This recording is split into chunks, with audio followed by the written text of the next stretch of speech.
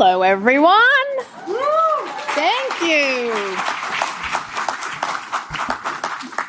Thank you so much for being here. My name is Jan Fran. I will be your MC for this evening for the National Poetry Month Gala.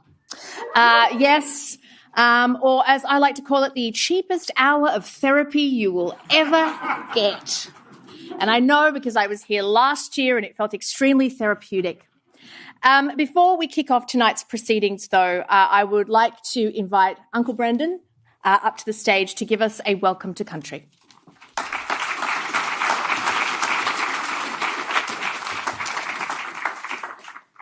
Thank you, and good evening, everyone. How are we? Yeah, I'm good. Quick introduction.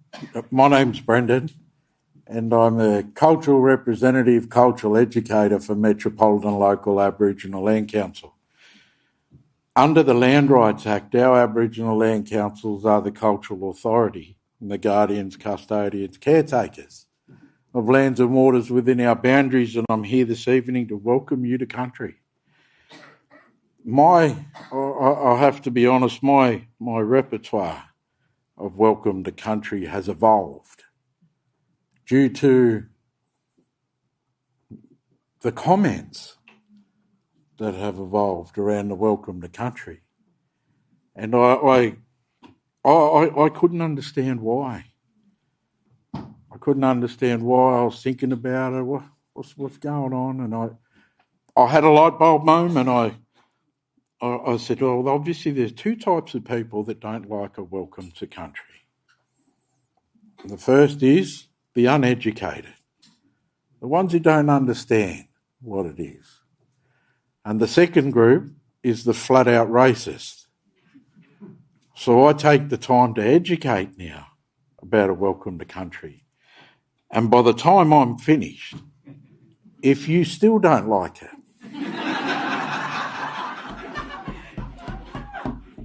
I know what box to put you in.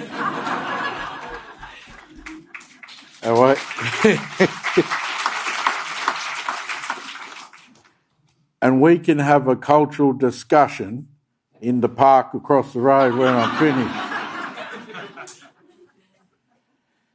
Welcome to country. It's not a welcome to Australia.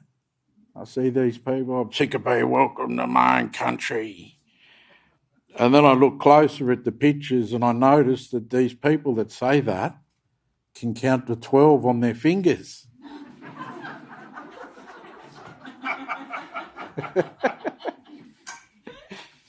It's not a welcome to Australia. Ernie Dingo did not invent the welcome to country. I've seen that one around for a while as well. We haven't invented the welcome to country either to cater for non-Indigenous people. A welcome to country is a welcome to our homelands. We have more Aboriginal nations in Australia than anywhere else in the world. Each Aboriginal nation is uniquely different. Different language, different diet. Some of us are better looking than others. But one of the things we have in common right throughout all nations is each of us refer to our homelands as country. So when I go home every year, I'm going back to country. That's my country. I'm going home. So it's not a welcome to Australia. You've got to think about what it is, a welcome to our homelands. Now, we don't walk and never have walked on each other's country unless we're welcomed on each other's country. It's disrespectful and you get yourself into a lot of trouble. The only time we'd ever walk on each other's country unwelcomed is when we're up to no good. And we got evidence of this over at Narrabeen. There's an ancestor found over at Narrabeen, 20 to 30,000 years old. This man is the world's oldest recorded homicide. He's a result of not being welcomed onto country. This is how serious it was. And why wouldn't it be? Because when we live on country, it's not just me living on country. we'd be living there with our wives, our aunties, uncles, our grandparents, extended family, and our children. Why on earth would we allow strangers to have access to that space? Why would we? That's almost like saying when you build a house, take the front door off your house. Don't have a front door. So why would we be any different? I thought about that for a while as well, and I think since day one of colonisation, one of our biggest problems as Aboriginal people is we became them. We're them. We've never been a part of the us. The us, we're different. And we've got to try and get out of that umbrella, being different. It is cultural protocol that whoever's phone goes off while I'm doing the welcome has to do an interpretive dance of everything I'm going to talk about. And don't show me that white fella culture of passing the buck either. I know all about that one. So when I'm traditionally welcomed onto my neighbour's country, we know where the entry points are on our neighbour's country. What I would do is I'd go down to the entry point, I'd light a fire, and I'd sit there and wait. I'd wait for the host team, so to speak, to come down and meet me at that meeting point. Then there's 3 things I've got to do as a visitor. I've got to tell them who I am, where I've come from, and what am I doing there. They'll have a conversation, talk about he's here for this is where he comes from, what do you think? Oh, he's pretty good looking, he might steal one of our wives while he's here. Let's let him in. They let me in the country. When they let me in the country, they've opened the door to country. They'll show me and tell me, while you're here, you can't walk over there in that direction because we've got our sacred sites over there. You're not allowed over there. If you want to drink a water, the waters you can drink from are over that way. If you need food, this is the food that's available on our country. This is what our totem is because we don't eat our totems. How disrespectful would it be if I'm welcomed onto the clan where their totem's kangaroo and I'm out there hooking into them? We get in a lot of trouble for doing that. And the most important thing of all is, over here is where the toilet is. I'm pretty sure everyone in this room does exactly the same thing when you welcome strangers into your house. So why would we be any different? Why? You get strangers knock at the door, they'll tell you who they are, where they're from, depending on whether you like them or not. You let them in. Oh, there's some that knock on my door I don't particularly like. I let them in. And I just talk rubbish for the next hour or two before they realise they're not getting anything from me. And they've wasted that time. But when you welcome them in, you show them where they can sit, where the food is, where the toilet is. And you all have what I like to call your sacred sites in your house, your no-go zones. Your bedroom, that's a sacred site, it's a no-go zone. Sometimes ceremony takes place in that room. Sometimes it doesn't.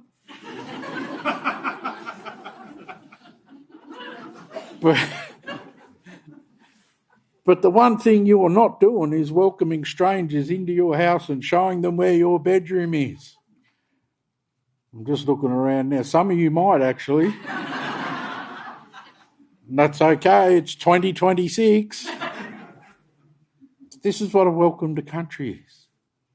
It's always an honour for me to be able to keep doing our culture and have that connection to our lands. We all live here. We all live here. There's a songline that runs through these lands and waters that relates to the creation of Sydney Harbour. Sydney Harbour's a flooded estuary. We've got carvings under the water. Sydney Harbour. And the story with how it became flooded was Burra the long-finned eel. Burra raised the waters to punish the local people when they weren't following their law. As a reminder, he created Meow, Goat Island. That's the eye of Burra. Then he moved around on the top of the land, the water followed him in. He created all the rivers and waterways that run off Sydney Harbour. When Burra finished at a place called Parramatta. Bing! Not Parramatta, Parramatta. Place of many eels. But every year they swim down the rivers and waterways into Sydney Harbour. From the harbour they go all the way to Vanuatu and they come back every year. This is what we call a songline. Before colonisation, these were ours. They were our responsibility to look after them because we were the only ones here. But you all live here now. It should be everyone's responsibility to look after them, keep them alive. We're gathered on the lands of the grass tree people, Gadigal. Gadi means grass tree. Gal means people. They're one of 29 clans that make up the Eora Nation. Those boundaries for the Eora Nation start from the ocean. They're surrounded by three of Australia's most beautiful rivers, the Hawkesbury, Nepean and the Georges rivers. In between those three mighty and beautiful rivers there was 29 clans. Name of the clan we're gathered on here this evening is Gadigal. On behalf of those Gadigal ancestors, because I know their stories and spirits are still in the lands and the waters. On behalf of Metropolitan Aboriginal Land Council, our board and our members, it gives me great honour to welcome you here tonight. Welcome to the lands and waters of the Gadigal. I'm going to finish off by playing a welcome song on this instrument here, just very quickly, a little bit more educating. It's not called a didgeridoo. Please erase the word didgeridoo. It's not even an Aboriginal word. How it got its name didgeridoo was when the first European heard this instrument, it was a song that he heard.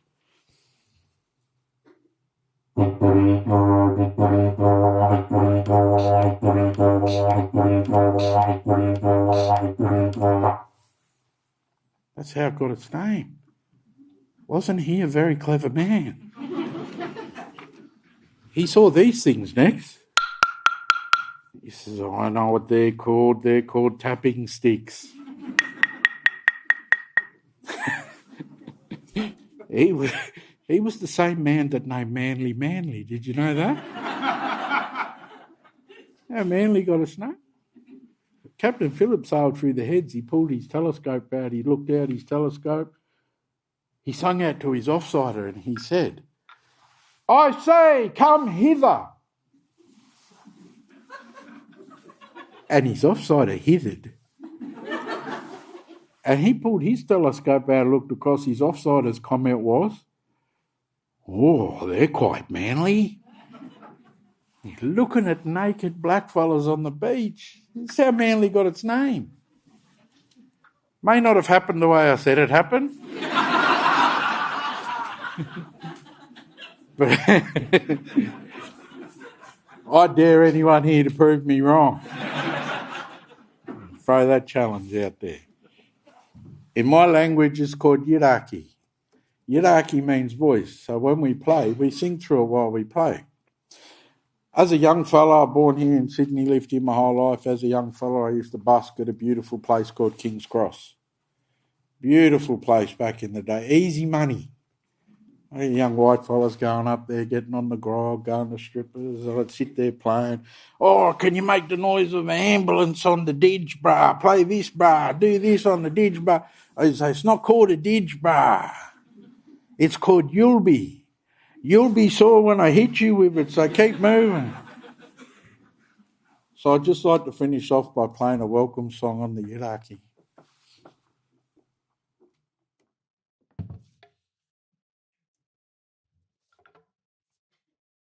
I was interested to see how the Auslan people were going to interpret this.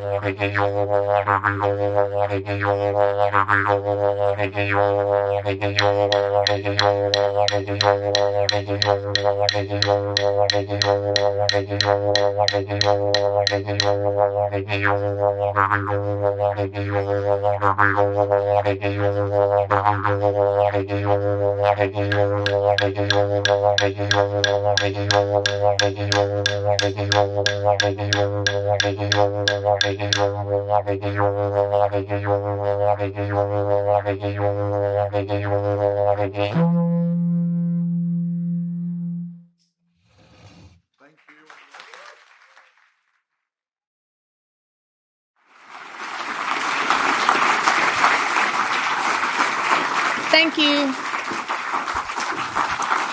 Thank you so much. Yeah.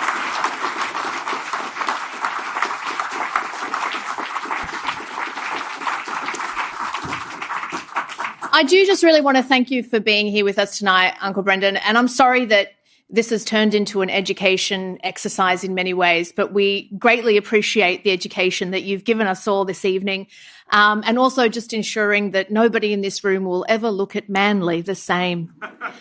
So thank you. Thank you for taking the time to be with us. We greatly appreciate it.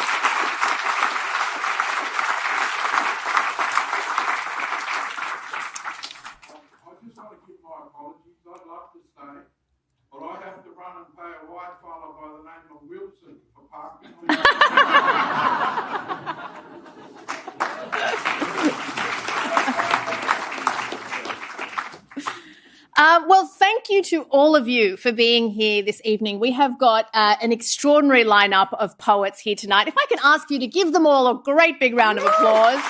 Yes.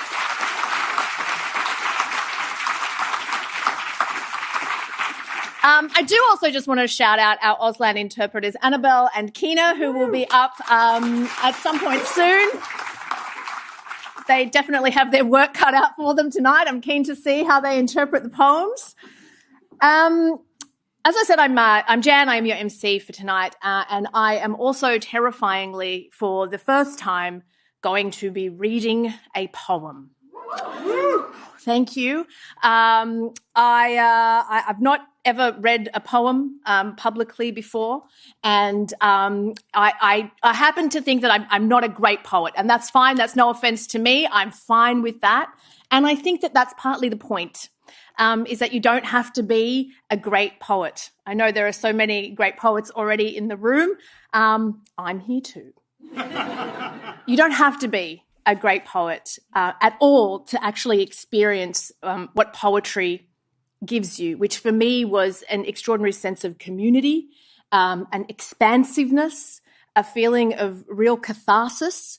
And for me, it really is a sort of a processing mechanism. It has tremendous processing power and has been one of the few things that has enabled me and so many other people I know to process these incredibly turbulent times that we're in, if I may be diplomatic.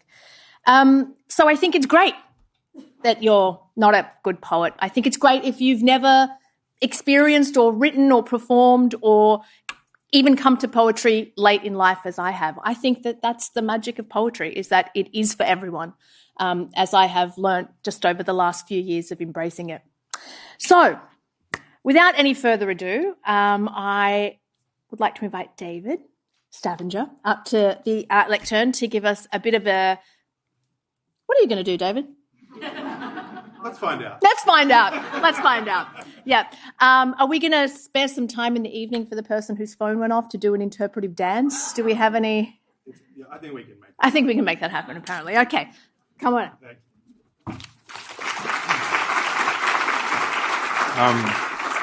For context, I'm one of the artistic directors at Red Room Poetry. I'm going to keep this very short so we can get into the thing we actually love deeply, which isn't bureaucracy.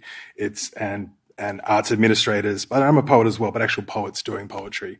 I want to thank Uncle Brendan for that amazing welcome to country. And I want to thank the likes of Jan Fran, who really just encapsulated what Poetry Month is about. I was going to do a whole spiel about it, but you kind of got to the spirit of it. And it is a great poem, and you may yet become a great poet, that you're going to read later on tonight, called Warm Enough.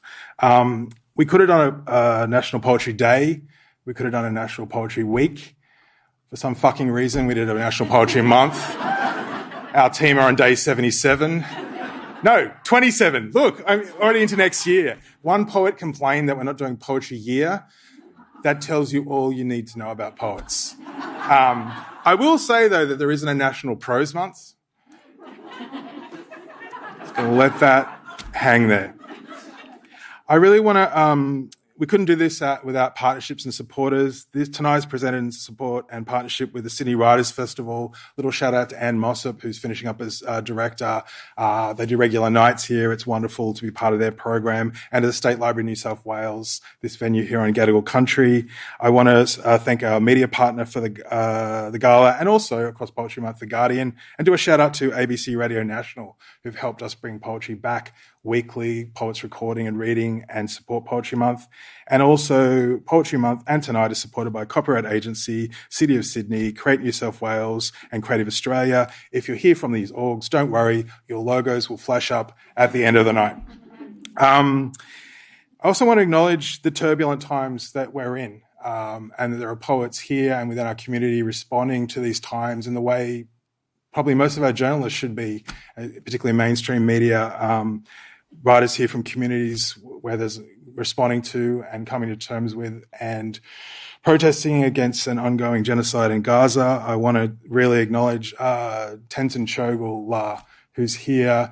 There's been a massive flash flood in Tibet, Nepal, and beautiful Tenzin Lara is here tonight to play for you in the face of that. That's a beautiful humanity poetry brings. Thank you all for being here tonight. Thanks to Red Room Poetry team. I'm going to hand back to the wonderful Jan Fran. Have a great night. Thank you so much, David. So the evening is going to run in a way that you're going to hear from 7 poets, and they will be reading 2 poems each. One is their own poem and the poem of somebody else. And our first poet tonight is Dakota Feirer, who is a Guru storyteller, and his work is featured in Kill Your Darlings, in Red Room Poetry, in Australian Poetry, and more. In 2023, he was awarded the Black and White Fellowship for his recently released Arsenic Flower in 2005. I overheard Dakota say that he rewrote his poem and added a few bits and pieces to it, quite possibly on the train. So, Dakota, confirm or deny?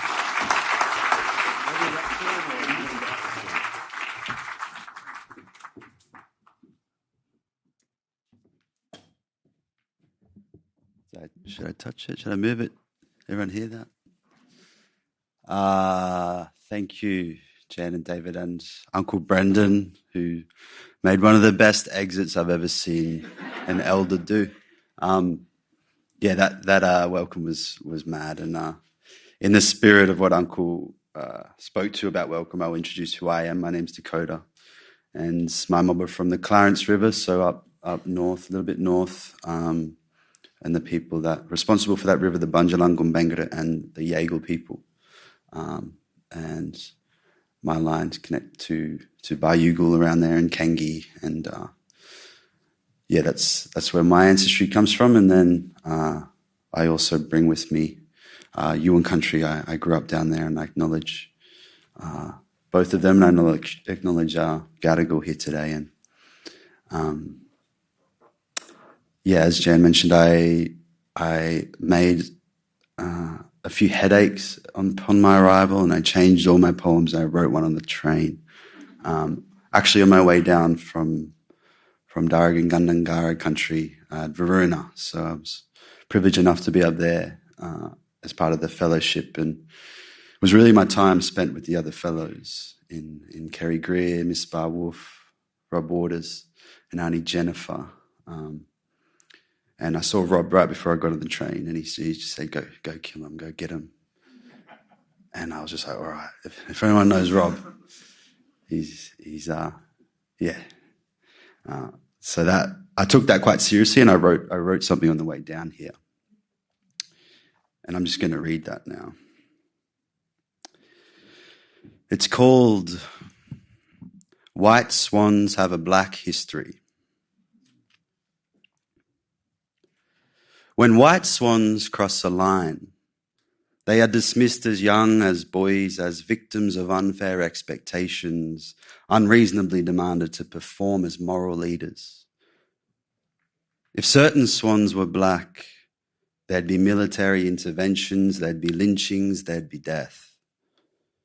Some swans are born black and are locked up on their way home, are snatched up from mother's arms, are rammed by bull bars. Black swan nests are overcrowded, overpoliced, and underserviced.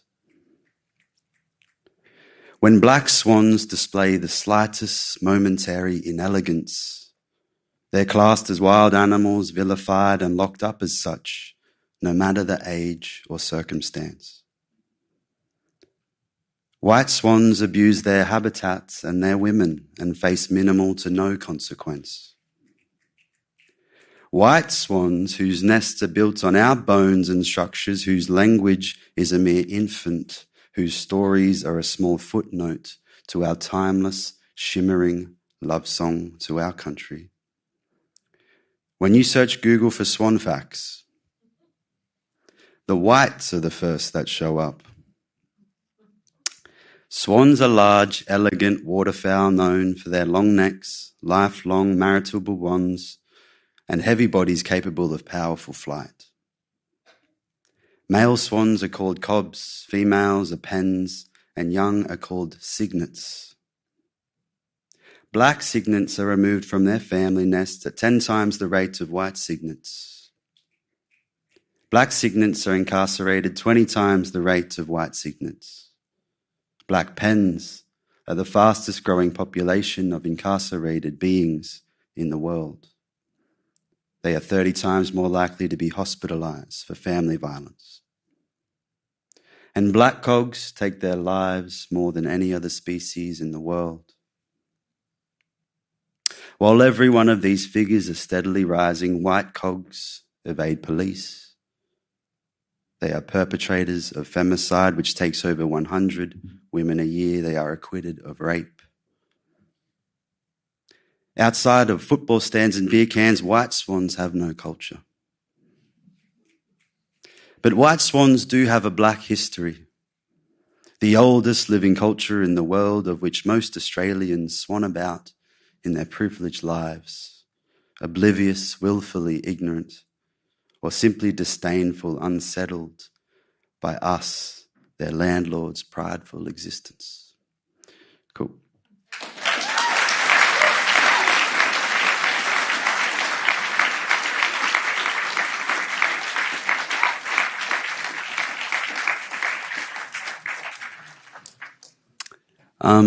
This one's a gentler one, and this one's for all the black babies, all the Aboriginal and Torres Strait Islander and Indigenous First Nations children that grow up here in this place. It's called Spear.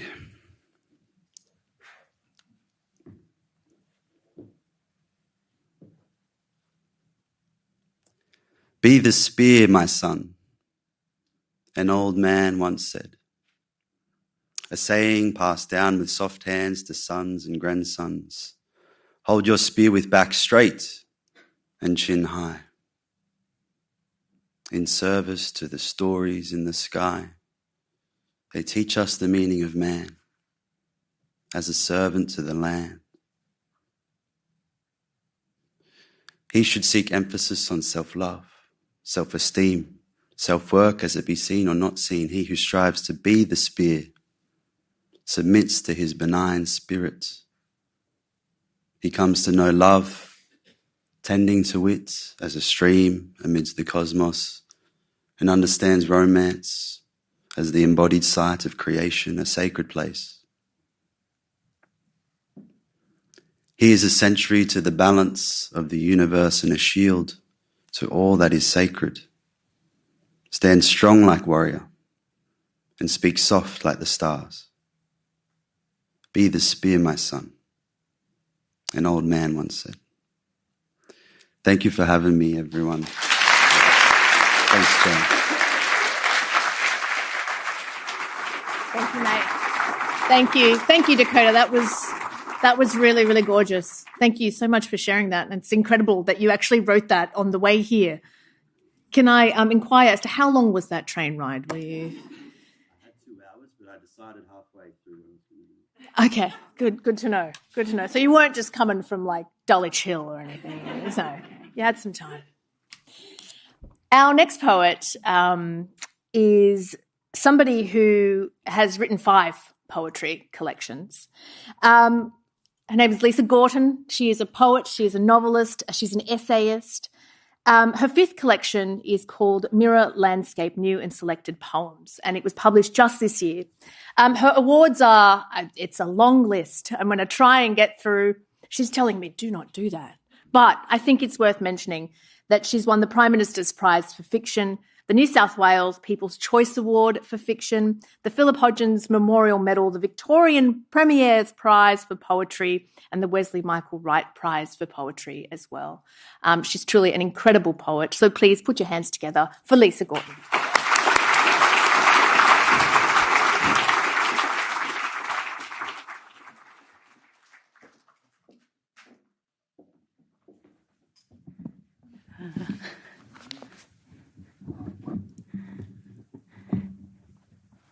Thanks very much. Thank you to Uncle Brendan for that welcome to Gadigal land, and thanks to the Red Room for all that you do year-long, as well as for this special month. For a poem for somebody else, I wanted to read a poem by Marianne Moore. It's called Poetry. I too dislike it.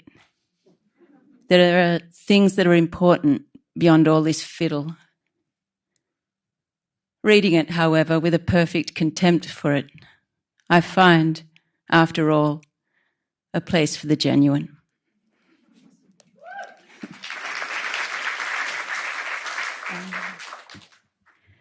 I'm going to read the title poem from the latest collection.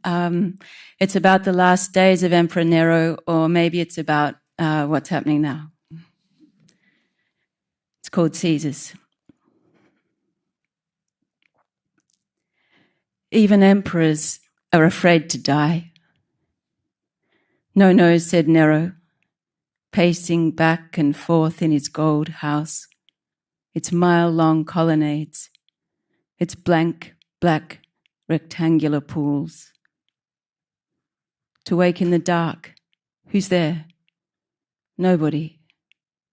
No guards by the door, nobody watching by the bed. Nobody.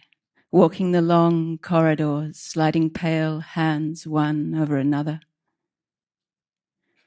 Nero had a banquet hall slaves dragged about on its axis like a world.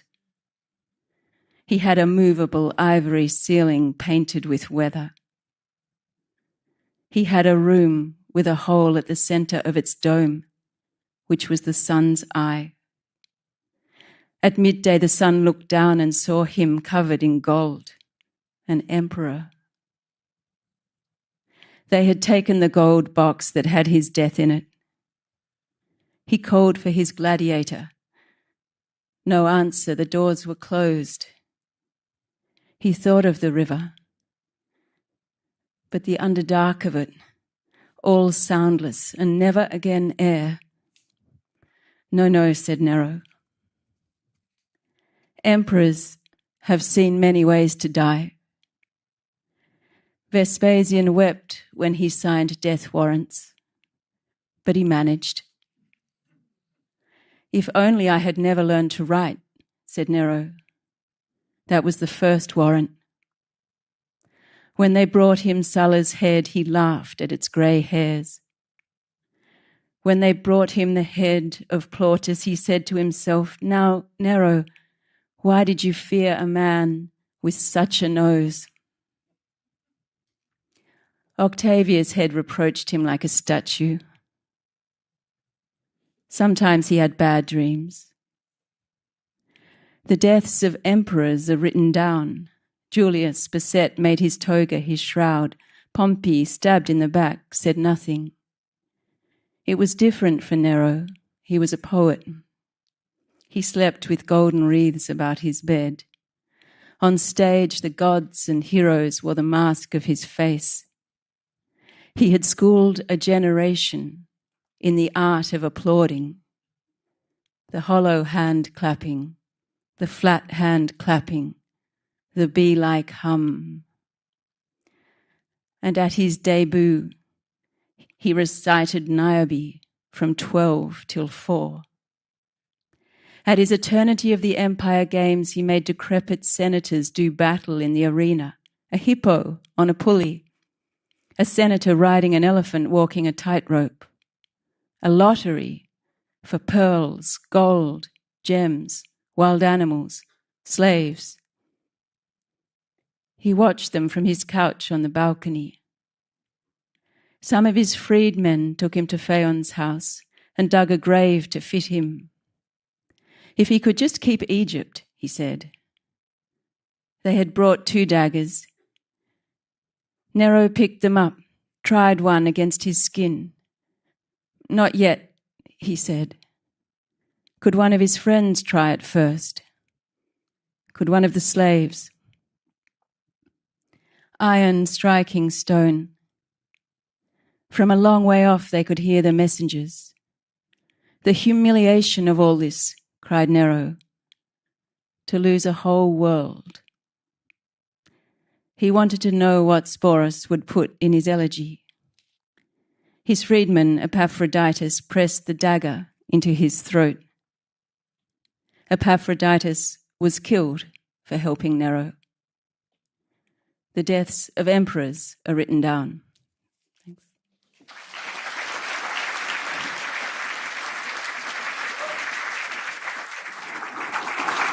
Lisa, thank you so much.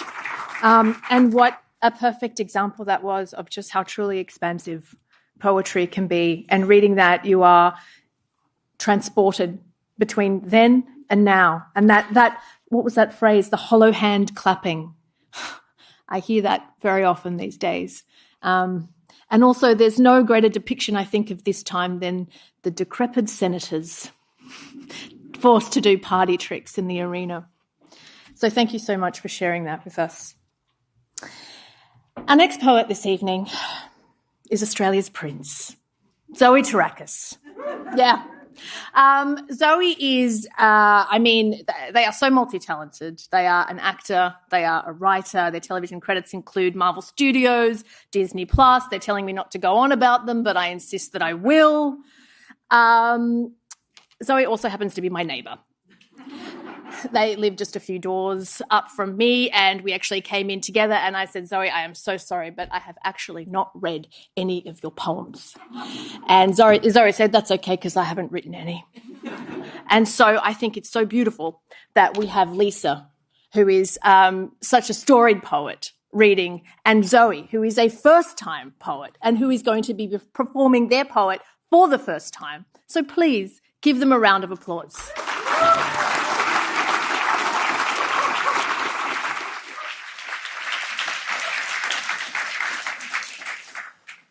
Thank you. I'm going to read my friend Muhammad Awad's poem, Yeah, the best. It's probably my favorite one, I got to say. So I'm just going to read this first. Silk by Muhammad Awad. You wish you were less skin and bone. I've never seen skin so close to silk, so prone to sunlight, turning caramel from sin.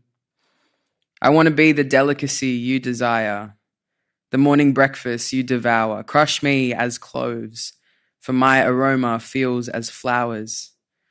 Drown me in morning glow, honeydew to satiate your sours. Indulge in what you please. Just promise to give love back. Give love a hand or two, not give love backhands and turn backs. split truths and spit lube. Give me love like lotion, I mean like love potions that smell like the sea. Why would I be anywhere else when you feel foam soft and smell like the beach? When you look like God and feel like peace. Salam. So good.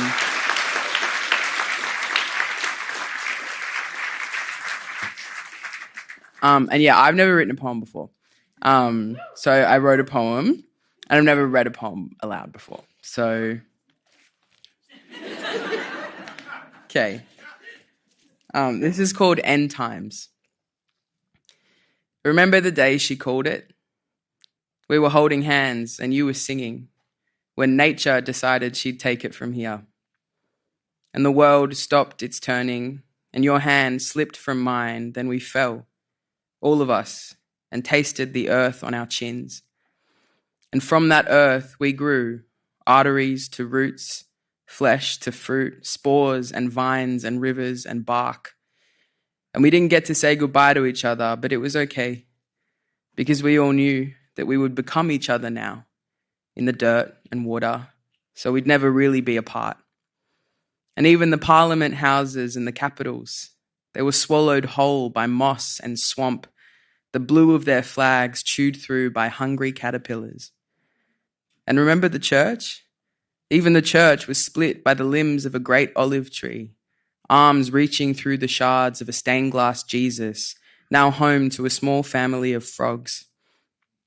And even the police and the soldiers, remember? Those disciples of war. Even the police and the soldiers tasted the soil that they kicked so many heads into, buried so many bodies in.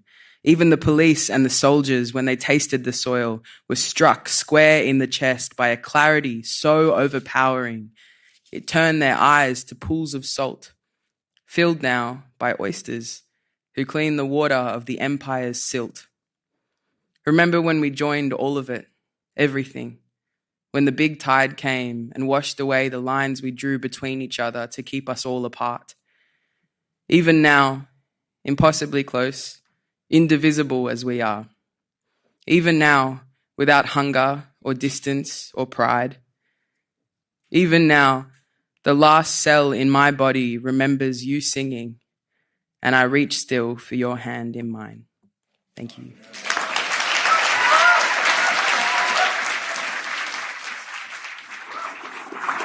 There you go. We all saw it here first. We all saw it here first. I'm sure in a few years' time there'll be somebody in this room who'll go, you know what, I was there when Zoe Terakes read out their first ever poem. Thank you, Zoe. That was beautiful. Our next poet is somebody that we are so lucky to have with us here this evening. Some of you may know Tenzin Choegyal, who is one of the finest musicians in the Tibetan tradition, world-renowned. He's had a career that has spanned 20 years and he's performed at festivals all around the world, here in Australia, in New Zealand, in Japan. I know he's getting very embarrassed that I'm introducing him, but it really is so great that you are here with us this evening, and we're very, very lucky to have you.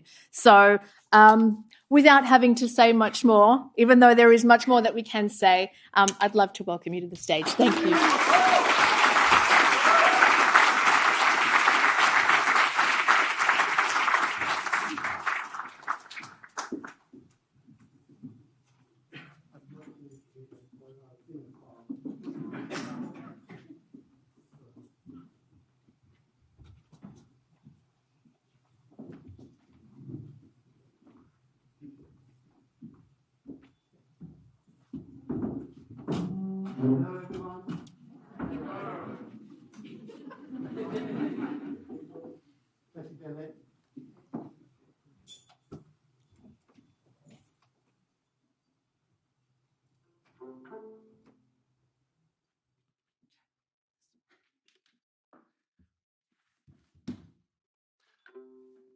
While he's setting up, I'll just talk a little bit.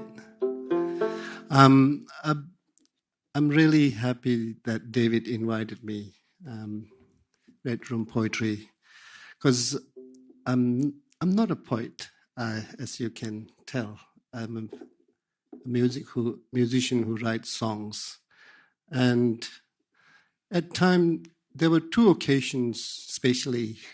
One was Ubud Writers Festival, when they invited me to a writers festival. And I said, I'm not a writer. They said, oh, you write songs. And same what David also said to me many years ago. I live in Brisbane now. I've been living in exile for the last 30 years. And I'm a Tibetan. And so this song that I'll do is a dedication to all those living as a refugee. And, you know, most of the time when you meet a refugee, they have big smiles and they look happy. But I was thinking the other day, we are like fish in tears in the ocean. You know, like, so this is a song which says, gone, gone, gone beyond, gone further beyond, so be it. And it's one of my favorite sutras.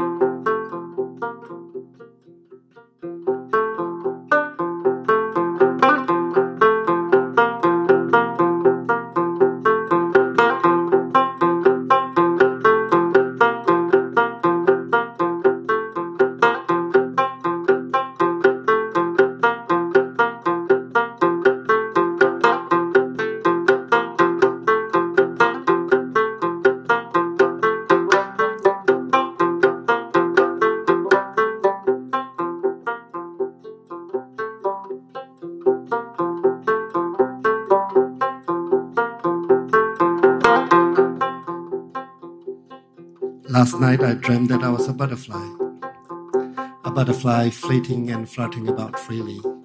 Now, I don't know if it was I who dreamed that I was a butterfly, or if I am the butterfly dreaming that I'm a human. Last night I dreamed that I was a butterfly.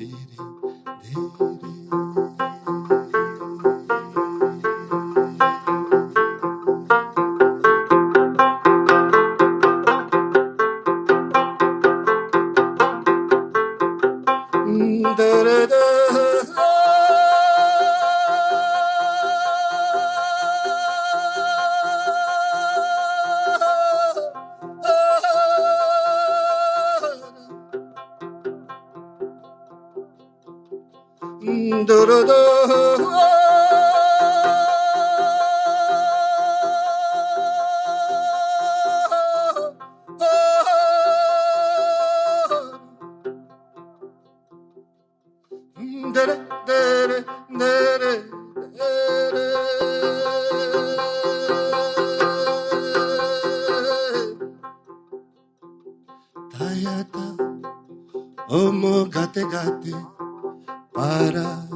gate para sama gate bodhi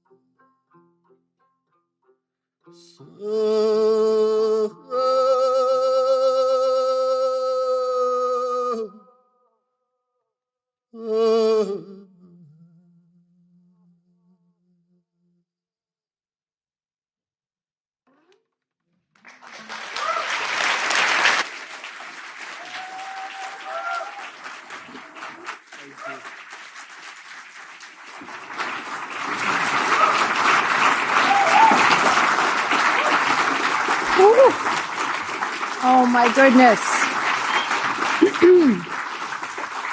Wow. Tenzin, that was so special. Thank you so much for sharing that with us tonight. Oh, I'm gonna get upset.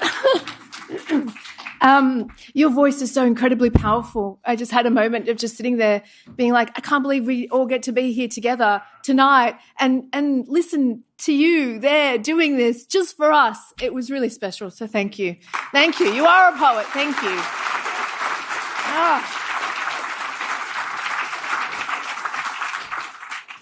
Unfortunately, I have to follow that up. I don't know who was the one that programmed tonight and put me after you, but yeah, thank you. Cheers, David. I appreciate that. All right. Well, I guess I should probably intro myself. National treasure. No, I'm just very happy to be here. I'm going to go over there.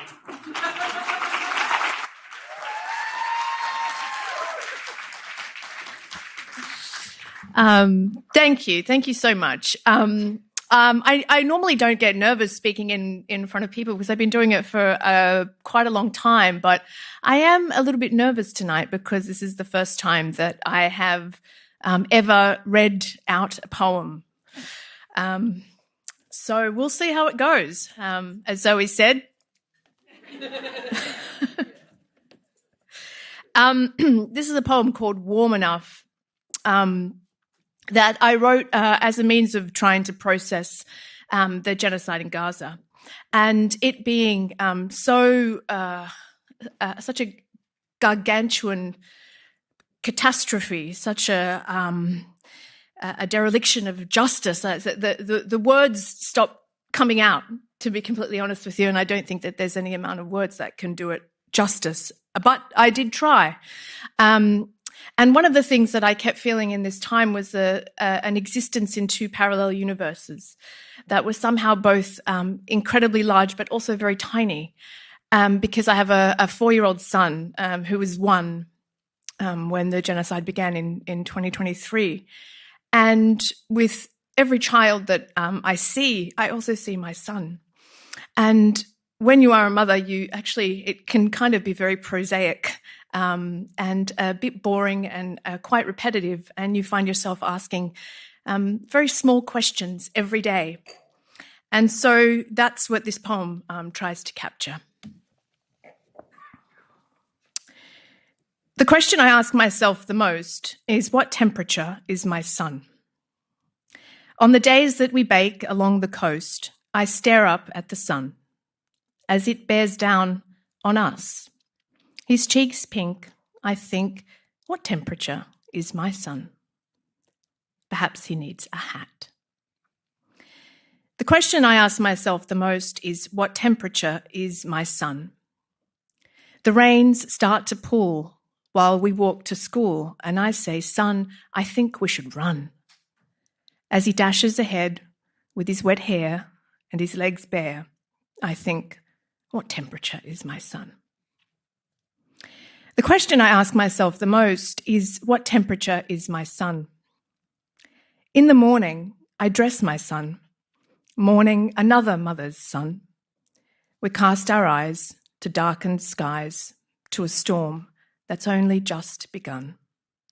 And I think, what temperature is my sun? The question I ask myself the most is, what temperature is my sun? In the spring, we flee to parks and pools. I watch him learn to float. Then we head outside, where vines of jasmine climb and wrap round his mother's throat. And I think, what temperature is my sun?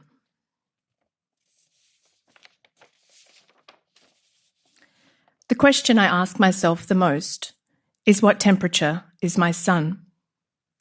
We stroll beneath the bright sunshine. I tell him it will all be fine as long as he toes the line and speaks a language so benign as to never give a warning sign. I take his doughy hand in mine, a little boy with trees to climb, and I say, son, are you warm enough? Thank you.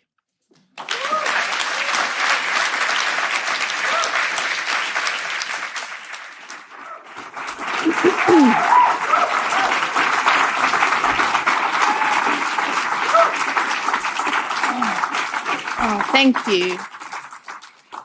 Thank you, me. What a wonderful poem that was, wasn't it, everybody? Thank you. Oh, thank you. Thank you so much. That was a very lovely and warm reception. Thank you. Our next poet, Jihad. Are you ready? Some of you may know Jihad. Yeah, please, give him some flowers. Yeah. What was that? The Zalguta? Did I? Is that what I heard just there? The Levantine? No. Anyway, it'll come. Some of you may know Jihad because he is not just a poet, but he was the winner of the 2025 Bankstown Poetry Grand Slam. Yes. Which I suspect a lot of you in this room will have attended at least one. If you haven't, please do, because it is fantastic. He was also a finalist for the Australian Poetry Slam in 2024 and a finalist in the 2024 National Youth Poetry Slam. He loves to hike. He loves to explore nature. And I love this line. He does so to keep himself in the wonder of Allah. That's very nice. His debut collection is one called Home Between the Cedar Trees. So please put your hands together for Jihad Yassine.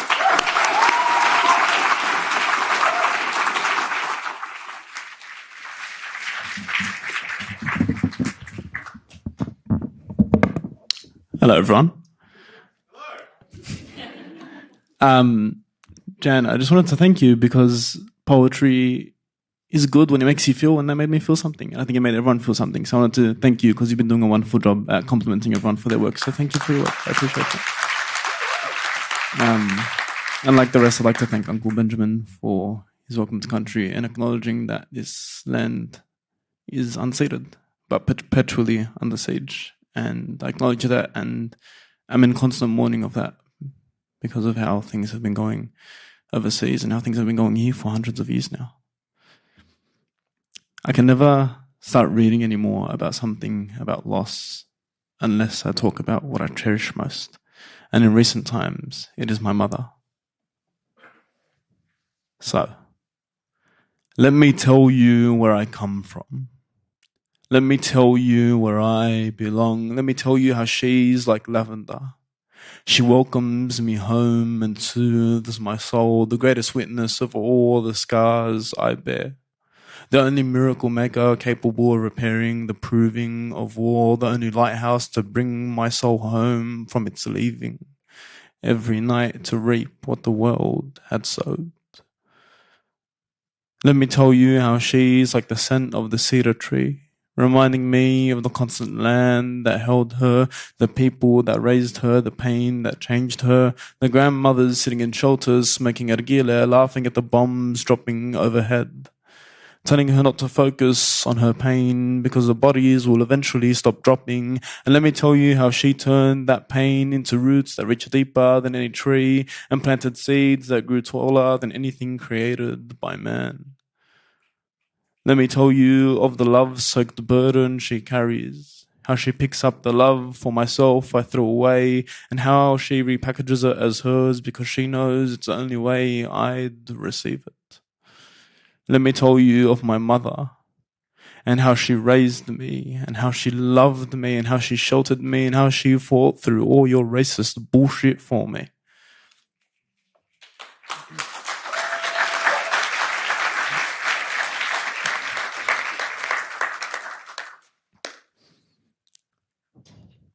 The second one, you can find it on Red Room's website because it was for one of the ones for Poetry Month. So if you want to read it along, you got like 5 seconds. They heard how we are cedar. They used our children for their wars. They took it literally because they do not know the beauty of our poetry. They call themselves peacemakers. And they are. They're bringing it by making us quiet, by laying our foundations atop us, flaying our white cedar skin so that we may be muffled by it.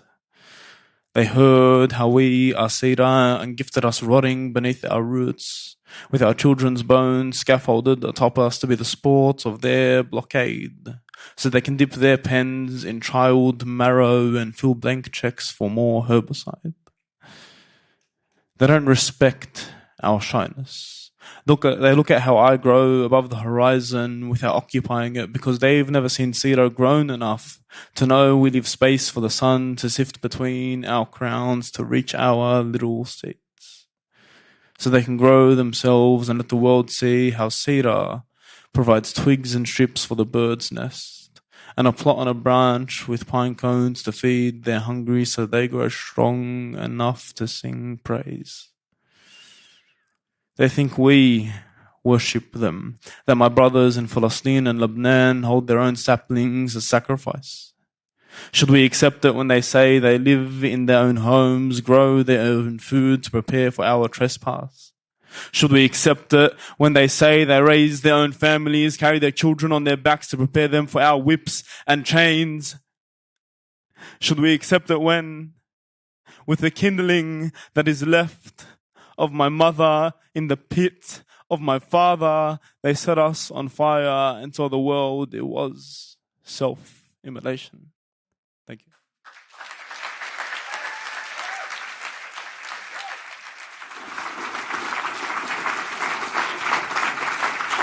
Thank you, Jihad. That was so incredibly powerful. And I have to say, you're Lebanese, is that right? Yeah, good. Yeah, fuck yeah. So am I. You might have guessed. But the point is that in recent years, I've really been drawn a lot to the poetry of Arab men. because I think they're depicted, as you would know, as everybody would know, incredibly unfairly in ways that are not representative, actually, of who they are and who we are. And so there was a lot of tenderness and a lot of love in the poems that you shared there, but also a lot of power. So I want to thank you for sharing them. Thank you.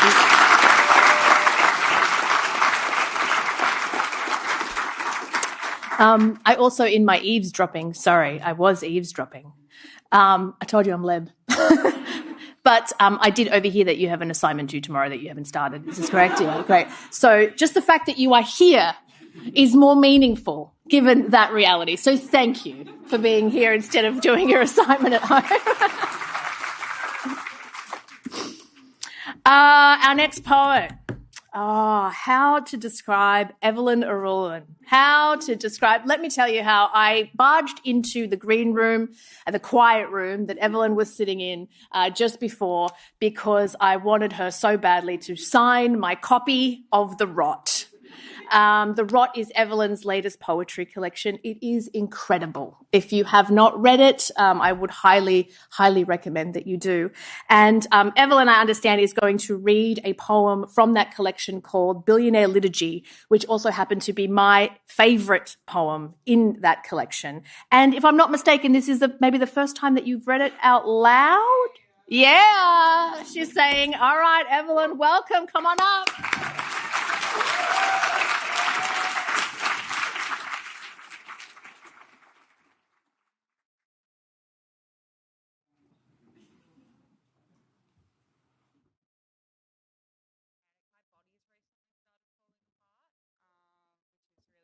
Cute and fun. Yeah, I was hoping that I was going to make it until like the microplastics got me. Sadly, no. Thank you so much. I'm the temptation to vindictively blow smoke up Jan and just praise you right now. I think we'll possibly. Okay, good. That was an amazing poem, and I literally cried. And the fact that there are two people here tonight who are reading poems for the first time and then they absolutely smashed it, what do you think that's doing for the self-esteem for the rest of us? This is devastating as an experience.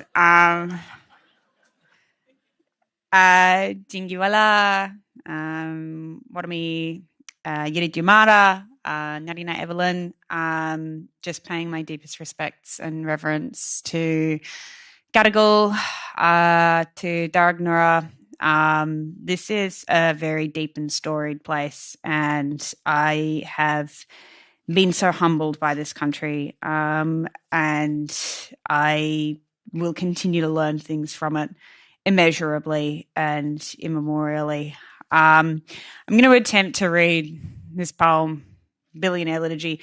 I don't know how to read this poem yet, but we are a little bit deep in the DIY shandy situation. We're maxed out on Panadol and Nurofen, so the time is as ripe as it ever might be. Billionaire Liturgy. How to make a billion.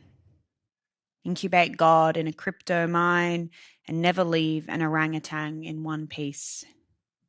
The supply chain connects to the kill chain, places every flailing wire in your hands. Who could ever know how much a billion costs? The weight of oceans, rates of miscarriage, coal forests collapsing into desert. Does a billion still feel lonely when it splutters from the LLM? Prompt propulsion mining stars from the dirt. For a billion, you'll need a billion bones of a billion small birds, a billion shimmering fish, a billion crimes, a billion incandescent bribes for the cops. You could feed a billion to the dopamine machine and never touch the sides. He'll spit you out a deportation compound, the code to automate the domicide protocol. Before you know it, you'll be communing with the market in faster than real time. There's big business in privatizing the clocks, in bottling air. Offer it up to the deities of the Dow Jones, NASDAQ, S&P 500 Temple Complex. Praise be the discount code for kettling. Praise be the mercy of kings. Do billionaires dream of a billion sheep? Do they dream of the day they can say, honey, the kids are home, honey, they've forgiven us? A billion young to buy back with lifestyle, subsidy, convenience, something to take your mind off all that horror hovering 6 inches from your face. Where do you bury a billion? If you gave them 3 wishes, they would wish for a billion more. Always more buyers for new blood, a billion machines to make and kill desire, a billion hours of sleep to buy back. What's the formula to make a billion? A billion eel runs, emu nestings, gathering days, a billion ways to make the trains leave on time. Call it collateral damage, call it empire, call it back from whence it fucking came and salt the fucking grounds. Is a billion still a billion in space? Up there, are we as small as a billion leaves shimmering from a billion trees? How far will you fly to forget a billion souls? How far do you need to be from the gun and the knife before the recoil won't shudder in your hand, before the blood won't touch your face?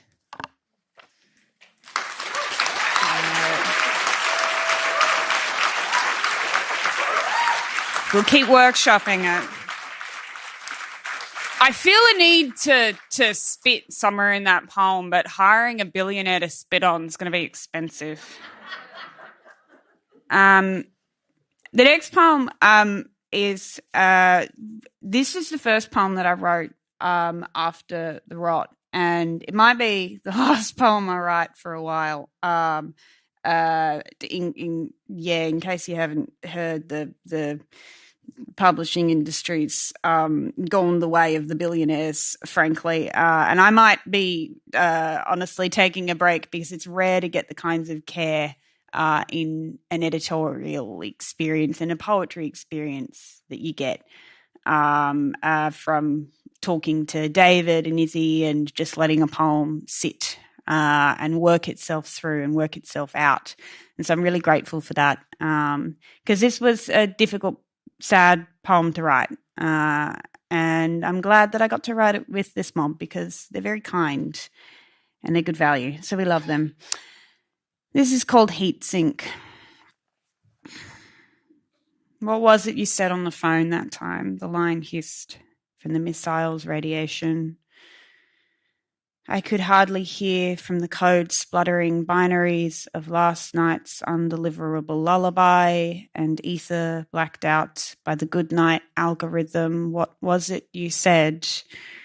That we snuck past a checkpoint, revenging from contradictions overstacking in the till. What can't I remember and don't know? How can Brolgas unfold under the same moon that washes over predictive craters and the data-pointed displaced limbs of, oh God, another and another. And today we didn't have time to bury the possum before work. Only enough moments for a good morning to the unanswerable grief out here hollowing our histories before dawn. I am struggling to hold information I struggle to accept.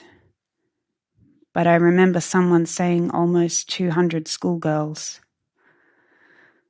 before a voice broke, maybe mine. And I think you told me about a river. I swear it was a river, but might have been another bomb.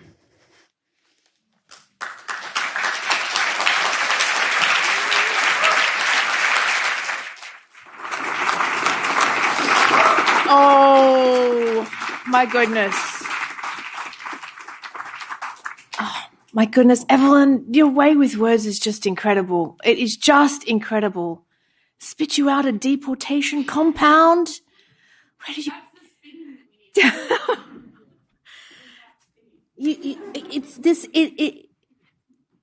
reading the rot. I know. Look, listen. Let's just blow smoke both ways. Come on. Reading it there's just this feeling that settles in the body, which is an incredible thing to be able to elicit in somebody that is just reading words on a page. And I just felt it the whole time reading your work, and I don't even know what that feeling is. I think it was dread. A lot of that. Thank you so much for sharing, and I really hope that wasn't your last poem. I really hope it wasn't, hugely.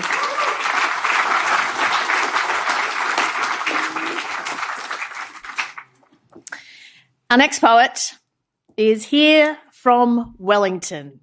Yes, overseas. It's a small sea, but still. They crossed it. Hera Lindsay Bird. She has an MA in poetry from the International Institute of Modern Letters, where she won the 2011 Adam Prize for Best Folio. Her debut is a self-titled book of poetry, Hera Lindsay Bird. It was published by Victoria University Press. In Australia and in the UK, it was published by Penguin. Her latest collection is called Pamper Me to Hell and Back, and it was a laureate choice. So please welcome Hera Lindsay Bird.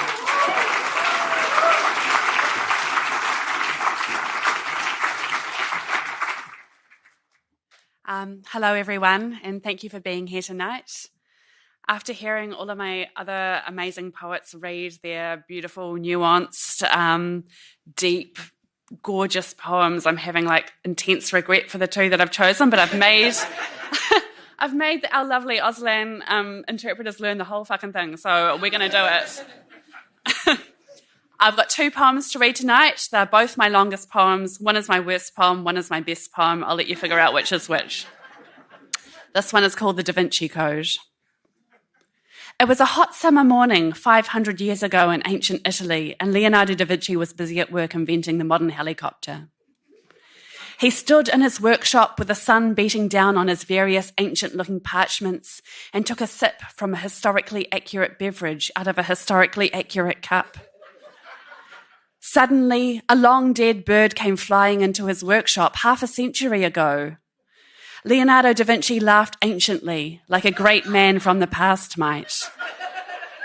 He went out onto his balcony and looked out over all of the brick-coloured houses made by dead Italian people, stacked to the tits with frescoes and ivies, and little brown dogs running everywhere, and people carrying loaves of bread around in their arms like soft gluten purses, like vigilante mayors of Bread Town.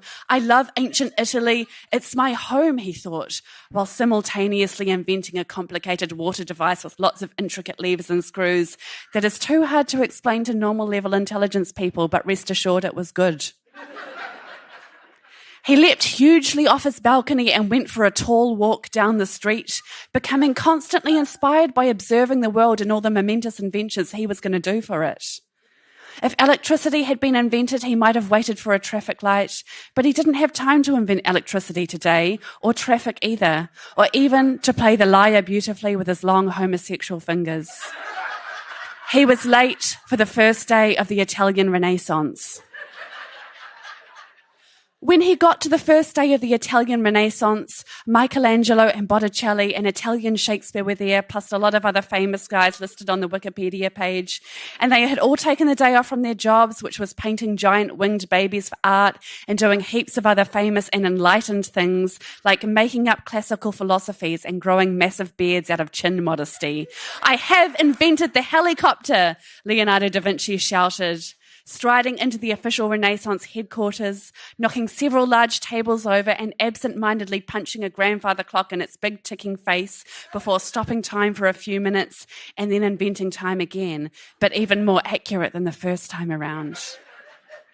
Damn, I love being an inventor, he said, and kissed several handsome young nearby men who all loved it mouthwise.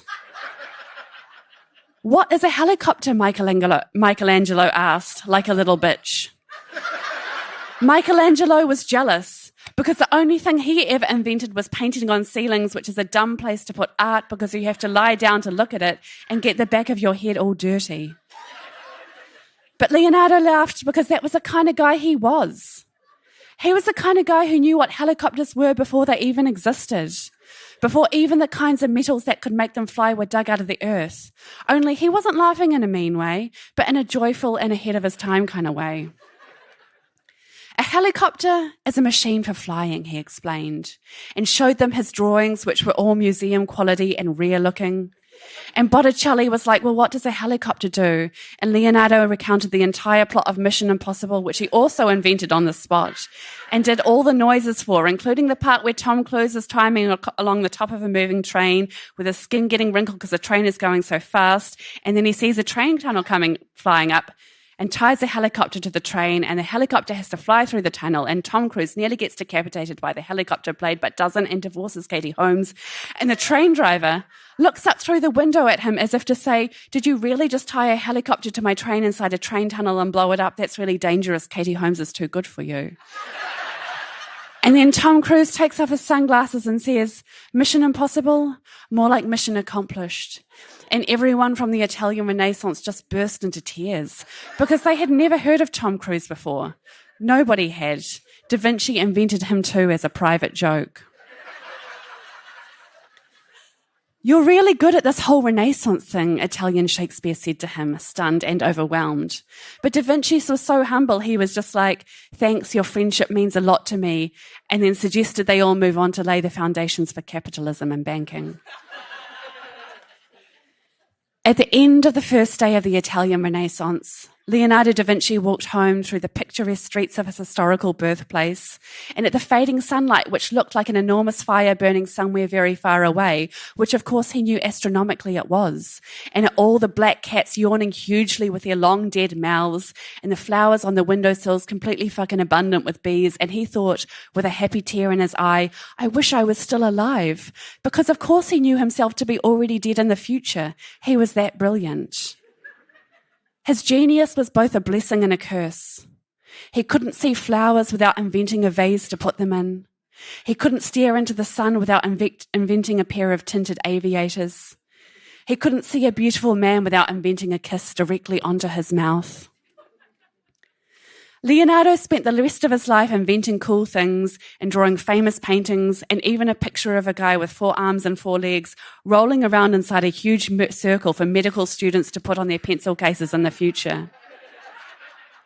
He looked up at the sky and he knew scientifically why it was blue, but that didn't stop him from thinking it was beautiful. And in later years when he died and went to heaven, God was like, don't tell the others, but you're my favorite of all my children, which made Jesus super mad. But Jesus didn't invent anything except for eternal life. And who wants that? Da Vinci didn't. He wanted to be a big pile of homosexual forever bones, so he said thanks but no thanks, stole a mouse pad from heaven's gift shop, and came back to us here on this earth where we still visit his bones to this day and say, these were the bones of a great man. He wore them inside his body like a meat clothes hanger. He wore them like a wild horse wears the skeleton of the wind. He wore them towards a possibility of the future which he was inventing as he rode the horse of his own mind onwards, whispering the names of beautiful things to come, and in doing so, calling them forward into existence. He wore them like patience and was kind to all who knew him. Goodbye, Leonardo DV, you extraordinary son of a bitch. Goodbye, goodbye. We love and miss you every day. Thank you.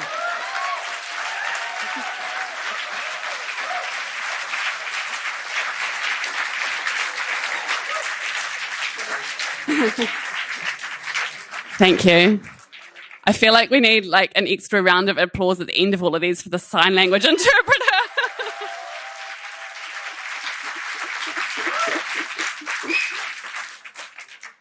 Okay, this is the other one. It's called Pyramid Scheme. This is my worst poem. Just kidding. The other day I was thinking about the term pyramid scheme and why they called it pyramid scheme and not triangle scheme. I asked you what you thought. You thought it added a certain gravitas and linked the idea of economic prosperity with some of history's greatest archaeological achievements, unconsciously suggesting a silent wealth of gold and heat. A triangle is two-dimensional and therefore a less striking mental image than the idea of a third dimension of financial fraud, which is how many dimensions of financial fraud the term pyramid scheme suggests. But I had to pause for a second at the financial fraud part because it occurred to me I didn't know what pyramid schemes really were. I knew they had to do something to do with people getting money from nothing. Like the person at the top of the pyramid scheme acquires a number of investors and takes their money and then pays a first lot of investors with the money from another bunch of investors and so on and so forth, all the way to the bottom of the triangle or pyramid face, which is a kind of stupid thing that happens if you keep your money in a pyramid and not a bank account. Although if you ask me, banks are the real pyramid schemes after all. Or was love the real pyramid scheme? I can't remember. Maybe it's better to keep your money in a pyramid than a bank, and I should shop around and compare the interest rates on different pyramids. Maybe I should open up a savings pyramid with a whole bunch of trapdoors and malarias to keep the financial anthropologists, bankers, out. My emeralds cooling under the ground like beautiful women's eyes. I think this was supposed to be a metaphor for something, but I can't remember where I was going with it. And now it's been swept away by the winds of whatever. But knowing me, it was probably love. That great dark blue sex hope that keeps coming true. That cartoon black castle with a single bird flying over it. I don't know where this poem ends, how far below the sand, but it's still early evening, and you and I are a little drunk. You answer the phone. You pour me a drink. I know you hate the domestic in poetry, but you should have thought of that before you asked me to move in with you. I used to think arguments were the same as honesty. I used to think screaming was the same as passion. I used to think pain was meaningful. I no longer think pain is meaningful. I never learned anything good from being unhappy. I never learned anything good from being happy either. The way I feel about you has nothing to do with learning. It has nothing to do with anything, but I feel it down in the corners of my sarcophagus. I feel it in my sleep. Even when I am not thinking about you, you are still pouring through my blood like fire through an abandoned hospital ward. These coins are getting heavy on my eyes. It has been a great honour and privilege to love you. It has been a great honour and privilege to eat cold pizza on your steps at dawn. Love is so stupid. It's like punching the sun and having 1 million gold coins rain down on you, which you don't even have to pay tax on because sun money is free money. And I'm pretty sure there are no laws about that. But I would pay tax because I believe hospitals and education and the arts should be publicly funded. Even this poem. When I look at you, my eyes are 2 identical neighbourhood houses on fire. When I look at you, my eyes bulge out of my skull like a dog in a cartoon. When I am with you, I feel an enormous silence descend on me, and I feel like I am sinking into the deepest part of my life. We walk down the street with the grass blowing back and forth. I have never been so happy. Thank you.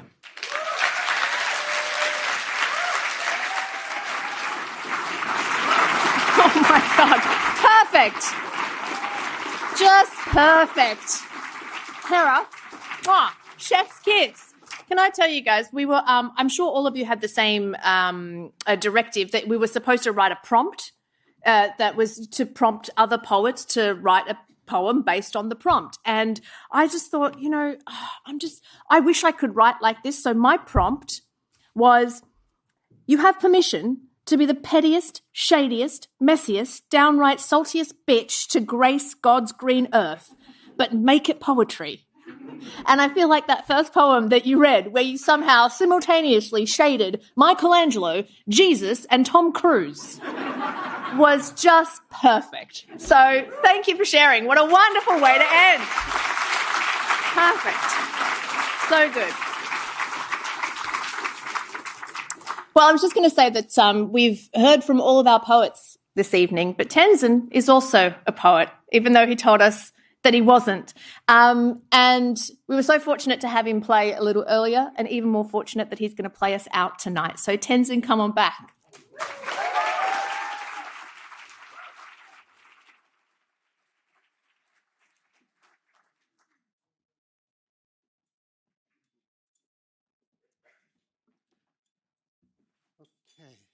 Okay. So as I came in this afternoon to do the sound check, I had the choice of playing the flute or sing a song. So I asked David, what should I do? And he said, oh, can you do something that actually everybody can sing with? So can you all sing with me? I'll give you the words, and then it's super simple. Syllable, can you say so? Yeah. So sometimes for me, just a word is a poem, like so. And also sometimes for me, just a gaze is a poem. And so this so is a beautiful syllable. And I would like you to send it to maybe last night when I was in my sleep and suddenly woke up and I found that there was a big flood in Nepal and Tibet. So let's send this so over there. And so is a syllable that we also sing very in top of our voice when we are hiking and crossing over the mountains and calling upon the sky deities, the mountain deities, the river deities, all of the deities to come along and clear the obstacles that might be in front of us. And then can you say Namka, Tonka, Re, Chumo, Tonka, Re. So when you sing that, then can you think of your mother? We artists are sometimes so super happy when we get a residency somewhere. And then we forget that we all forget that we have taken a residency, 9 months residency in a mother's womb, our first residency. So and also think about all the formless beings, probably they are around here. And if they come and pat on your shoulder, don't get scared. They just came to visit you. So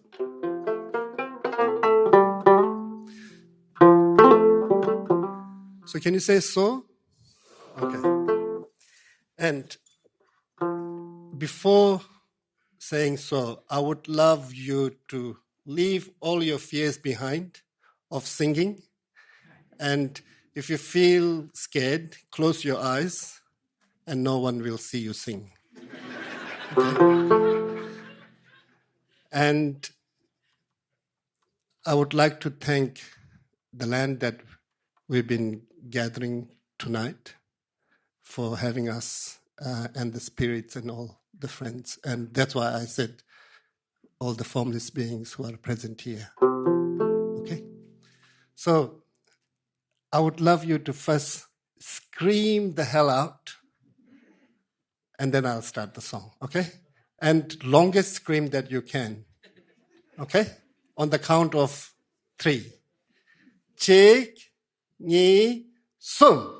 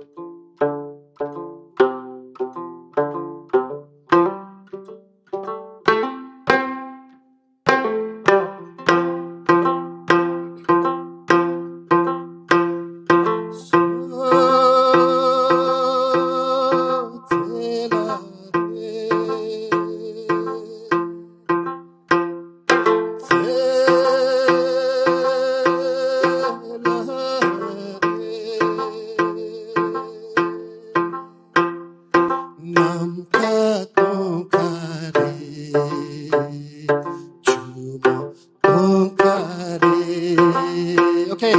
Nam ka tong ka re, chumo tong ka re.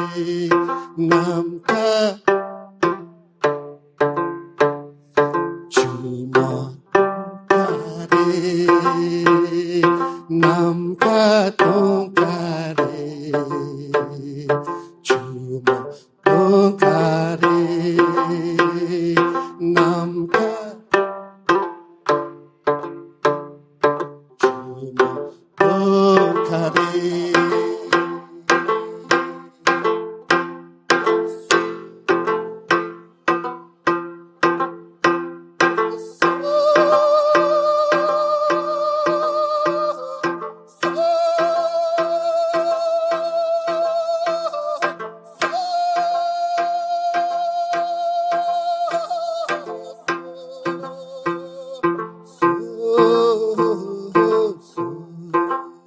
This time, send it to the Himalayas, okay?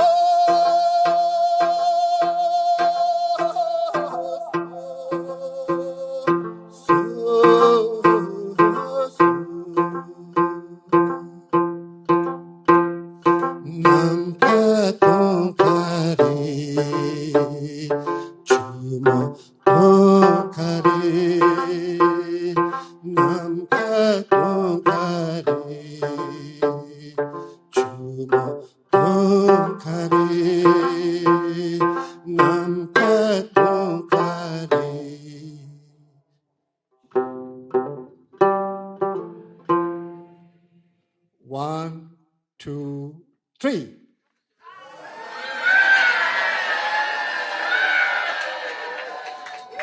Thank you very much. Thank you, David.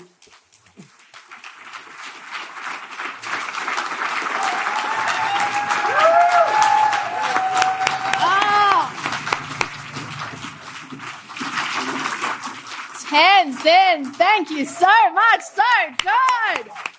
Wonderful.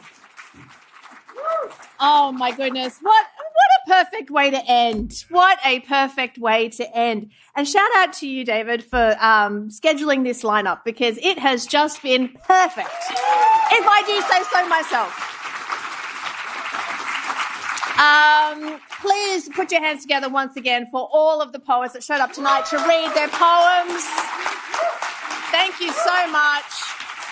And keep that applause going for yourselves for being such a fantastic audience. And finally, some good news, the best bit of housekeeping, there is an open bar just outside that door. And there will be poets selling their books and their anthologies and their collections. So please stick around, have a drink, have a chat, have a mingle, buy some books and keep reading poetry. Thank you so much, and I hope you've all had a great night.